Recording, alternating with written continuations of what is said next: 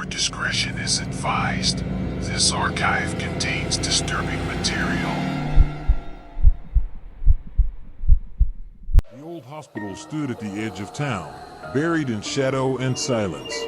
Locals used to call it Black Hollow General. Now, they just avoided it. Time had eaten the building from the inside out. Windows were shattered. Roof beams sagged like broken bones. Signs rusted into illegibility. Only the wind remembered the screams. Eli Morgan didn't believe in haunted places, not until he stepped inside. He hadn't planned to come here. The decision hadn't been conscious. It was like waking from a dream. Already standing at the rusted gate, the sky behind him was gray, indifferent. The wind was still. When he pushed the gate open, it moaned like something in pain. The air beyond it changed, heavier, colder, charged.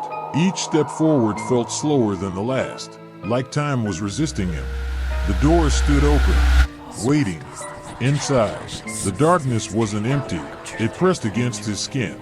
The weak beam of his flashlight cut through dust and silence, but nothing felt illuminated. The walls peeled, the floors creaked. Everything smelled like rot and rusted metal. In the first hallway, something moved. Not loudly, not clearly, just a shadow shifting where no shadow should have been. He stopped. The silence returned. He moved forward, past collapsed stretchers and overturned chairs. Paperwork littered the floors, old and brittle. Medical charts with names blacked out, pages stained with what looked too dark to be ink. He passed a broken intercom. It crackled to life. No words, just static. And behind the static, a breath. Then nothing. He took the stairs. Elevators were too easy. Each step echoed, too loud in the hollow building, too alone. On the third floor, something was wrong. The temperature dropped. His breath fogged. His skin tightened. His heartbeat slowed, then raced, then slowed again, like something external had seized control. He passed a wheelchair in the middle of the hallway. It faced the wall. When he moved past it, it turned. Just a few degrees. But enough. Enough to be impossible. He didn't look back. At the surgical wing, the lights flickered on. There was no power, but the lamps above the blood-stained table buzzed to life, bathing the room in a flickering, sickly yellow. The operating tools were still there, still stained, still sharp. He stepped back. His foot touched something soft. He turned. There was nothing, but something had just been there. He moved down a narrower corridor. It wasn't on any map. The walls here were blackened, burned. A fire had tried to erase this place. It hadn't succeeded. Behind a locked door, he heard voices, muffled, not speaking, but weeping. Men, women, children, all at once. He stepped back. The door handle turned on its own. He didn't wait. He turned and ran, but the hallway was different now, longer, twisting. Doors appeared where there had been none. One stood open. Inside was a hospital room, untouched by time. The bed was made. The monitors were still running, though unplugged. A heart rate beat steadily, and someone was in the bed.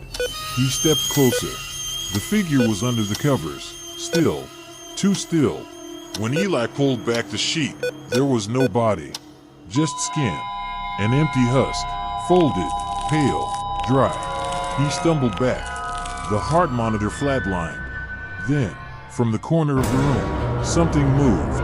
A figure, thin, pale, eyes too wide, mouth sewn shut. It didn't walk. It floated. Eli fled the room. The hallway had changed again. No windows, no exits. The walls pulsed like lungs, wet, breathing. He walked, unsure if he moved at all. The lights above blinked, one, then another, until only one remained lit. He stood beneath it. Then the bulb shattered. Darkness swallowed him. He turned on his flashlight again. The beam landed on a mirror, but it didn't reflect him.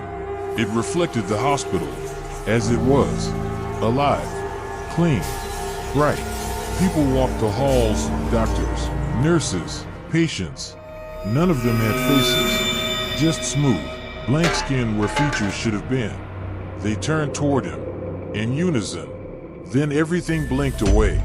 The mirror shattered. He screamed without sound. When he turned, there was a room, a nursery. The walls were covered in crayon drawings. Each one showed the hospital burning. And in every picture, a child stood in the flames, smiling. He stepped inside. A music box started to play. It sat in the center of the room. It wasn't wound. The lid opened slowly.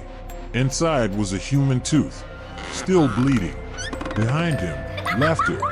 Children's laughter, distorted and echoing. He turned to run, but the door was gone.